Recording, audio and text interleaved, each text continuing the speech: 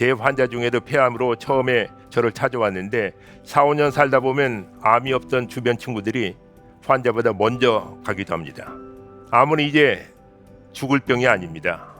치료하면서 살 수 있는 만성병입니다. 이제 암 진단을 받았을 경우 우리 생각과 행동 어떻게 변해야 할까요?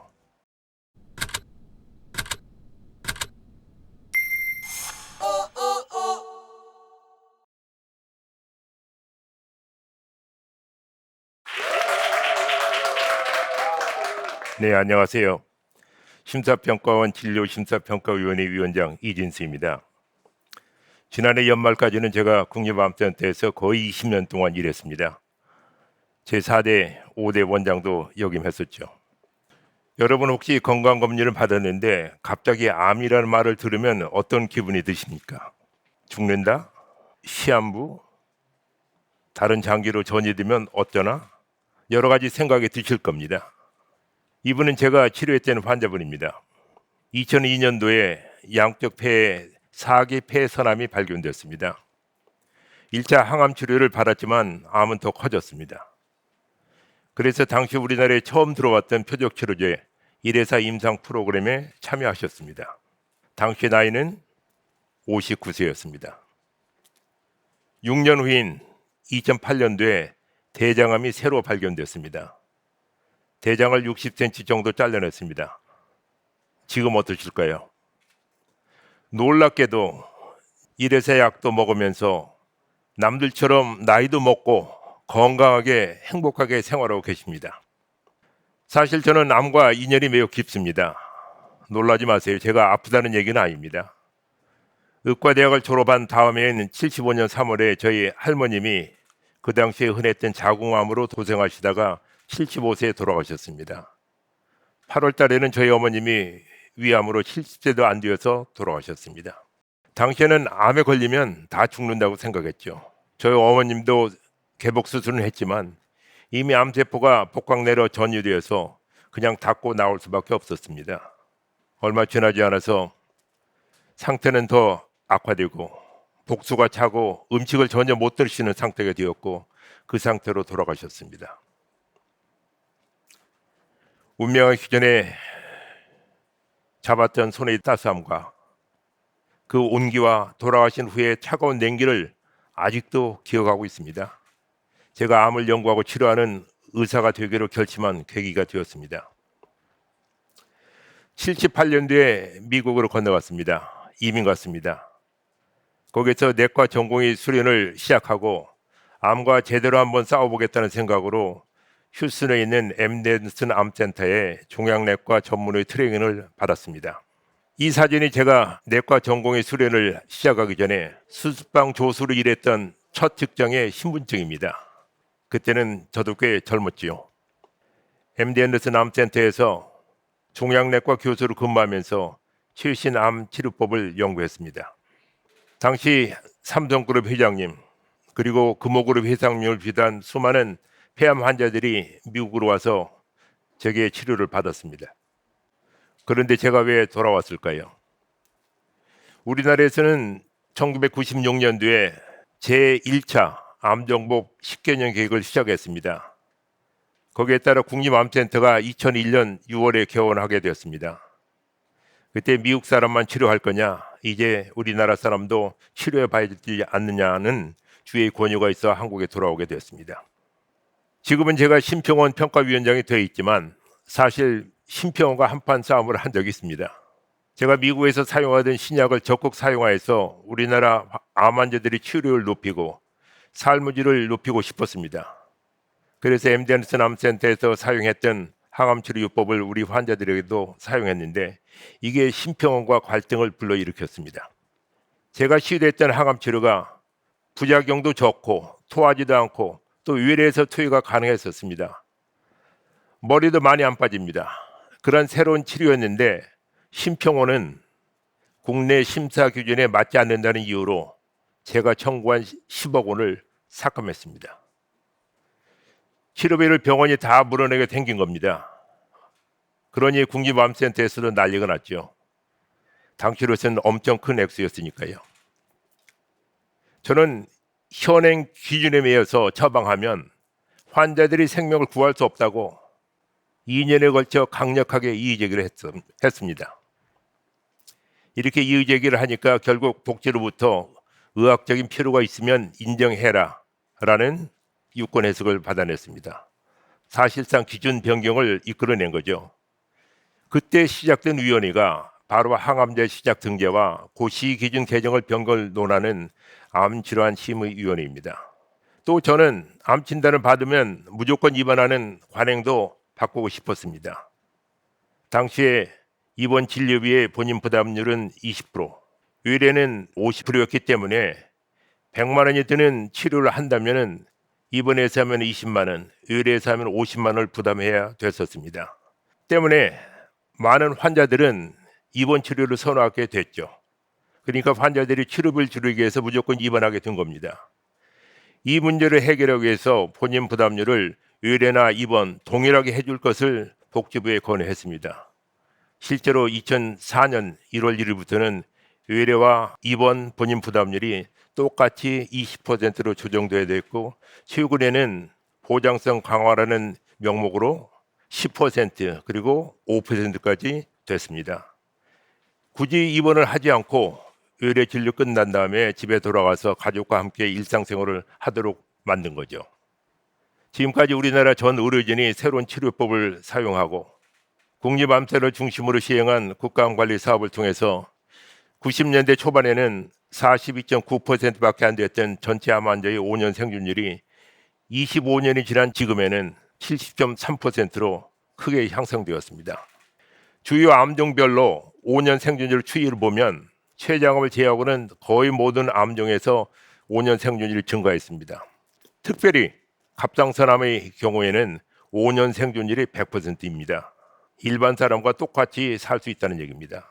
전립선암 경우에도 94.4%, 유방암은 93.3%입니다. 암은 이제 죽을 병이 아닙니다. 더불어 사는 병이라고 생각하는 변화가 필요한 때입니다. 그런데도 변하지 않은 게 있는 것 같습니다. 바로 암에 대한 우려, 두려움입니다. 최전선에서 암과 싸워온 암 전문가인 제가 아무리 말해도 믿어주시지 않는 것 같아서 굉장히 안타깝습니다. 물론 우리나라 사망 원인 부동의 1위가 암인 것은 맞습니다. 그런데 암이 죽는 병이라서 그런 걸까요? 아닙니다. 우리나라 국민의 평균 수명이 늘어나서 그렇게 된 겁니다.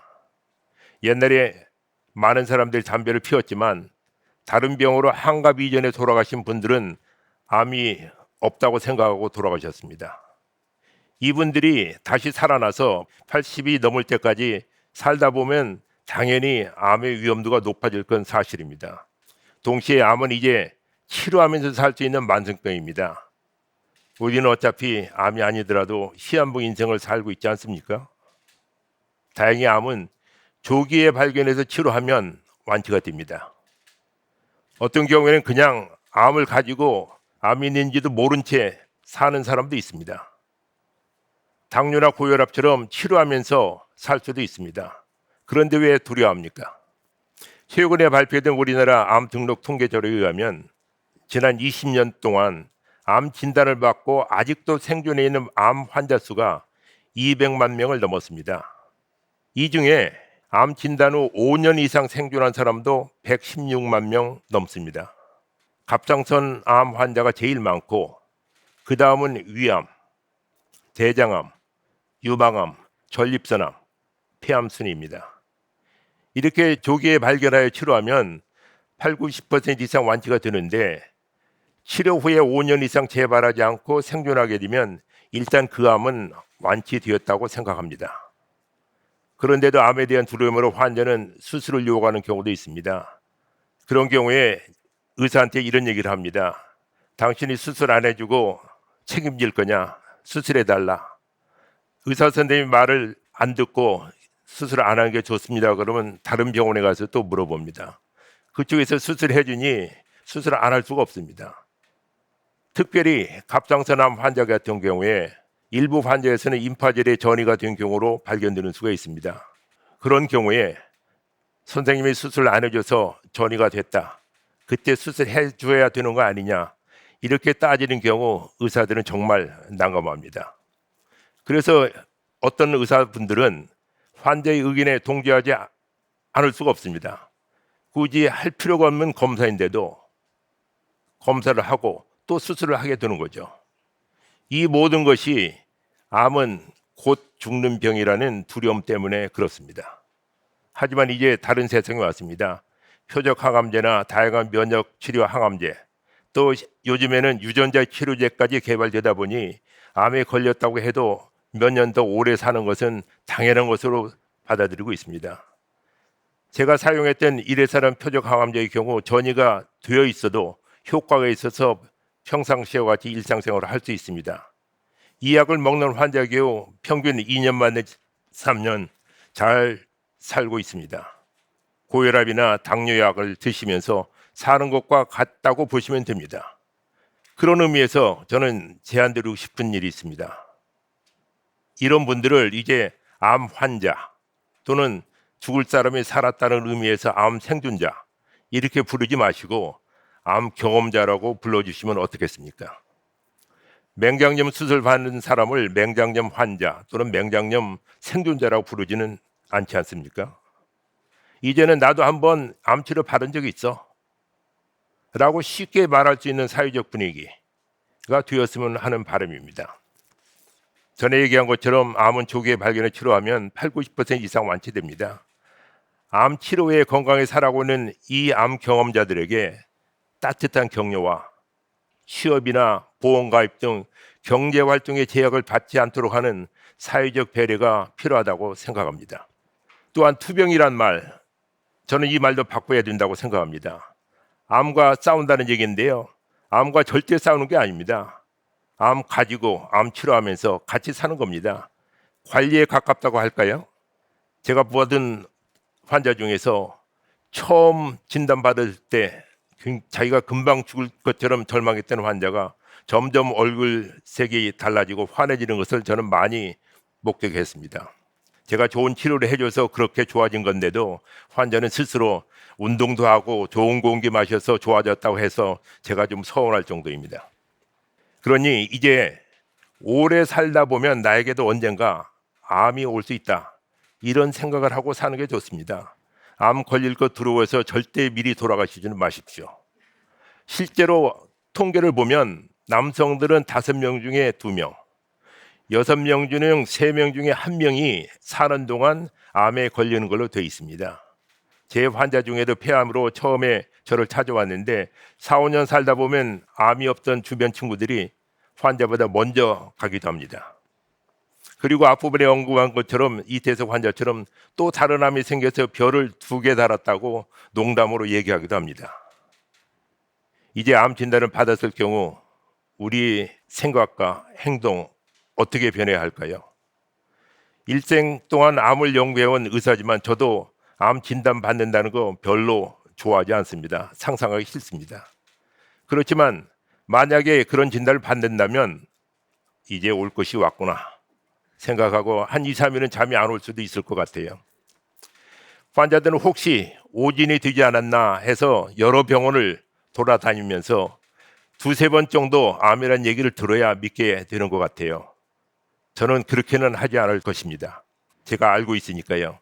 어떤 치료가 제일 좋은지 전문 의사와 함께 치료 계획을 세우고 일단 믿고 맡기고 평소처럼 일상생활을 즐길 것입니다. 물론 전부 다 기도는 좀 더 많이 해야 되겠죠. 이렇게 암과 싸우는 대신 암과 함께 살아가야 된다는 생각의 변화가 필요하지 않을까요? 내일 일은 난 몰라요, 하루하루 살아요, 이런 찬양 가사처럼 매일매일 감사하면서 그렇게 살면 됩니다. 암에 대한 부정적 인식, 자칫 잘못하면 불필요한 과잉 진료, 과잉 수술로 이어질 수도 있습니다. 쓰지 않아도 될 의료 자원이 낭비되는 겁니다. 이건 고스란히 다음 세대로 넘어갑니다. 10년, 20년 후에 지금 있는 건강보험 체제가 그대로 유지된다고 보장할 수 없습니다. 그것이 유지되지 못하면 우리 건강은 누가 책임지겠습니까? 암 환자의 경우 특별히 의료비의 본인 부담률이 5%밖에 안 됐습니다. 이 말은 저위험 갑상선 암이나 전립선암 진단받은 암 환자들이 꼭 필요하지도 않는 치료를 받을 경우 건강보험의 재정적 부담이 더 커진다는 말입니다. 예를 들면 과다 진단을 받은 갑상선암의 경우 수술한 다음에는 안 먹어도 되는 갑상선 호르몬을 평생 먹고 살아야 합니다. 일부 환자는 수술 후에 생기는 후유증으로 고생하는 경우도 있습니다. 전립선암 경우에도 수술 받고 나서 고생하시는 분들이 있습니다. 이런 일이 많아지면 많아질수록 건강보험료를 더 올려야 하나요? 우리 국민 모두가 이게 동의하나요? 이제 100세 시대, 암 경험자 200만 시대, 이제는 건강보험 재정 문제는 함께 고민해야 됩니다. 그러려면 암에 대한 우리 생각과 지금까지의 관행을 바꿔야 합니다. 코로나로 인해서 뉴 노멀이라는 말이 나왔죠. 암 치료에도 뉴 노멀이 필요합니다. 아주 작은 암의 경우 진단받은 당시에 당장 수술하기보다는 이제는 적극 감시를 하는 것이 좋습니다. 적극 감시란 말은 정기적으로 암의 진행을 체크하고 필요할 경우에는 적절한 치료를 한다는 겁니다. 수술을 포기하는 것은 아닙니다. 이렇게 해야 암과 더불어 행복한 인생을 살 수 있으리라 생각합니다. 그러려면 환자, 의료계 모두 생각을 바꿔야 가능합니다. 환자는 적극 감시 도중에 암이 진행돼서 수술을 받는 경우가 생기면 그럴 경우가 갑상선암의 경우에는 10% 정도, 전립선암의 경우에는 한 50% 정도가 있다고 합니다. 이런 경우 치료하시는 선생님에게 책임 추궁하는 것은 아니라고 봅니다. 의사 선생님들 입장에서는 수술을 고안하면 5분 만에 끝나는데 적극 감시를 설명하려면 더 시간이 걸린다고 합니다. 시간 걸리는 것만큼 적절한 보상도 하고 거기에 따른 법적 책임에 대한 사회적 공감대가 형성되는 것이 필요하다고 생각합니다. 아직도 많은 분들이 암은 죽는 병이라고 생각하는 것 같아서 오늘 이 자리에서 말합니다. 아닙니다. 암은 가지고 사는 병입니다. 그것도 암을 가지고 건강하게 살 수 있습니다. 그리고 치료하면서 살 수 있는 암이 늘어나고 있고 이른바 착한 암입니다. 또한 평생 사는 동안 증상이 안 생기는 암도 있습니다. 진리가 너희를 자유케 하리라라는 성경 말씀 아시죠? 암에 대해서 올바로 알게 되면 암에 대한 두려움이 없어집니다.